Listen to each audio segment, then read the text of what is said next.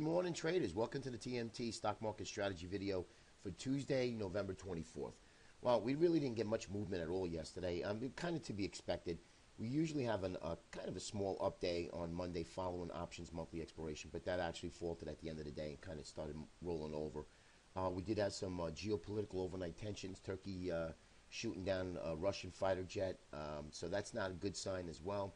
I want to get into the technicals mainly of where we might be headed. Now, remember I mentioned I'm looking for a little weakness first before, if at all, we get a Santa Claus rally. And I say if, because things are starting to deteriorate under the hood of the markets. That does not mean that the markets are going to sell off, guys, between now and the next 5 weeks. Okay, but what that means is that we need to pay attention to what's to come January, February, and the first quarter of 2016. All right. Now, apologize for the voice, a little bit under the weather, but I wanted to get this video out to you guys. Stocks above the 50-day moving average. You can see what's happening here. Now, we did have a beautiful pop-up in October, but we just kind of faltered at the upper end of the range here at 76% tau. This, to me, tells me that markets are losing momentum to the upside. As you can see, RSI basically at the 50, and MACD kind of sitting right in this area here. So, also, not something great, meaning that if we had some good momentum, we'd pull back and then we explode and take out this previous high here. That's not happening, right? So stocks above the 50-day moving average, they're not moving, meaning that they're not making new highs anymore, and that's something to think about. Now, overall breadth of the market is actually terrible.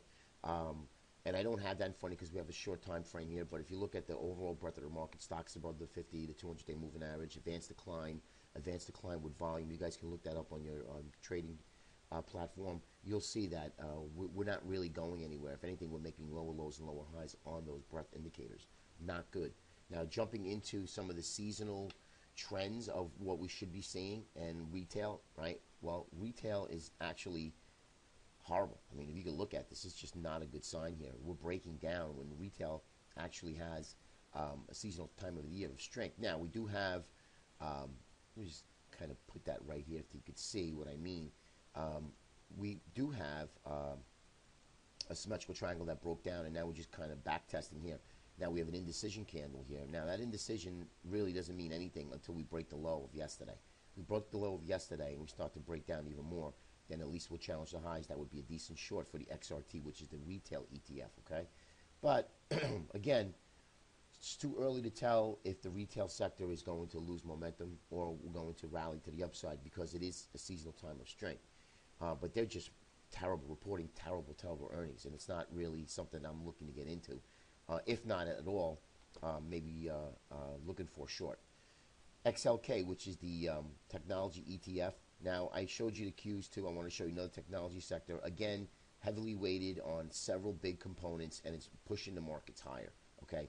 Don't get fooled by what's going on here. This is not really, the Amazons of the world, the Google L. It's only a handful of these stocks that are moving these ETFs, and that's not a good sign, okay? So technology really isn't doing well. If I showed you the SOX, the semiconductor index, the SOX, I mentioned break of 650, we've done that, and we've sold off. Not a good sign, okay? And not that I'm pounding the drums, let's get short, but we need to be careful because right now we are down a little bit here, down about 13 in handles in the ES. Not something so great, so spectacular, but I am looking for some weakness, and we'll see if the buyers step in. If the buyers do not step in on this current little dip lower, then I think that the Santa Claus rally already happened, and that's what we need to know. We don't want to just start looking at get short, and then all of a sudden we're going to push the new highs. That could absolutely happen.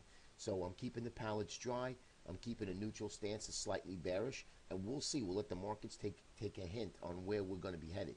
Remember, a lot of these ETF, you'll see the XLF really didn't do anything here. You can see we had a small outside day, but really nothing, no movement, okay? So that's something that we need to pay attention to. Also, the dollar. I mentioned about, this is the UUP ETF, the dollar ETF. On Sunday night, the dollar, the DC, actually hit 100. If the dollar starts to break out higher, it's going to create havoc on worldwide economies. I'm telling you that right now. So if that happens, and the dollar is well bid up, because why? This is the new safe haven. And you'll see gold really didn't do too much. But gold also made new lows in a long time. It hasn't made yesterday. Now is bid up again because of the fact what's happening overseas, with Russia, and also, a flight to safety. Now, gold is only up $8. I mean, that's not a flight to safety to me. I think gold goes a little bit lower, might even break 1,000, and that's where something like that really will interest me to start getting long some either the bullion or the GLD. But watch the dollar. If the dollar starts to break higher, guys, all bets are off, and the dollar is well bid up, man. It's insane how money's flocking into the U.S. dollar, and that's a safety haven trade now, not like it used to be with gold. But gold will eventually, if really, really things start to fall apart, deteriorate real bad, you'll see gold start to rally, and I think gold at one point will be a real good buy here. Okay, now take a look at the indexes now. Spiders, you can see inside day really small, maybe close outside marginally, but nothing to write home about. Remember, we had the one day up Tuesday, Wednesday, and then Thursday and Friday was just absolutely nothing. Now, could this be here like some sort of an M-top formation? Could be, right? You got the M. Here's the valley, and then here you go. You make that lower high from this previous high, and then we start to fall over. And here's your neckline here at 202.28. I mean, it's possible, but again, very early to tell. But this is not something that interests me to start looking to get long the indexes here. Okay, Russell. Again, secondary leader. This is not a good sign. We're making lower lows and lower highs again. We can't even get out of its own way. The Russell cannot get out of its own way. You can see that here. And this, to me, is just nothing more than a bear flag here, guys. You know, and if you want to look for some strength, I would not be looking to buy the Russell here. That's for sure. Okay, but not a good sign that leaders are not leading. Okay, take a look at the transports. All right, we had that symmetrical triangle I pointed out to you guys. I said, here we go. Take a look at this. Let me just move these lines out of the way. If we break back out, that's great. Now, we did the back test, right? We back tested the upper end of this trend line. We're still below the 200. It's something that I don't want to see. I wanted us to break higher above the 200, stay there a couple of days, then back test, make that higher low from this previous low, and then start to move higher again. Then we're off to the races. That has not happened yet. So watch the transports. Very, very important. It is our leader in the indices that we follow. Diamond's one of our laggards. What can you say? Again, really a ho-hum day. Thursday, Friday, and Monday really didn't do too much here. And then lastly is the Qs. And remember, guys, yeah, technology looks great, great, great. And then, dial down into the ETFs, and you'll see it's a bunch of top 10 holders that are moving this index, okay? So don't get fooled with technology at the moment, all right?